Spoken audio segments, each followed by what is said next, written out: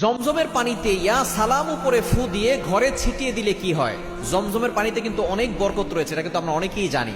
নবীজি সাল্লাল্লাহু আলাইহি সাল্লাম যখন মেরাজে গিয়েছিলেন তখন তার ওপেন হার্ট সার্জারি হয়েছিল। হযরত জিবরাইল আলাইহিস সালাম তার ওপেন হার্ট সার্জারি করে কল্পটাকে বের করে তিনি এই জমজমের পানি দ্বারা এটাকে ধৌত করেছিলেন। তখন কিন্তু হাউজে কাউসারের পানিতে ধৌত করা হয় নাই, তিনি জমজমের পানিতে ধৌত করেছিলেন। এবং এটার ভিতরে এতটা বরকত রয়েছে, এই জমজমের পানি যে যেই নিয়তে পান করে আল্লাহ তাআলা সেই নিয়তটা পূরণ করে দেন।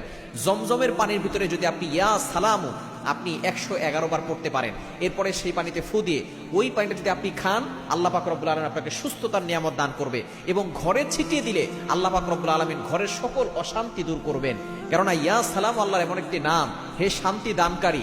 আপনি এটা যদি বারবার পরে জমজম পানিতে ফু দিয়ে ঘরে ছিটিয়ে দেন, ঘরের ভিতরে অনেক সময় অশান্তি থাকে, স্বামী স্ত্রীর ভিতরে ঝগড়া, একজন আরেকজনকে দেখতে পারে না, যত ধরনের সমস্যা দেখা যাচ্ছে ঘরে আসলেই হয়।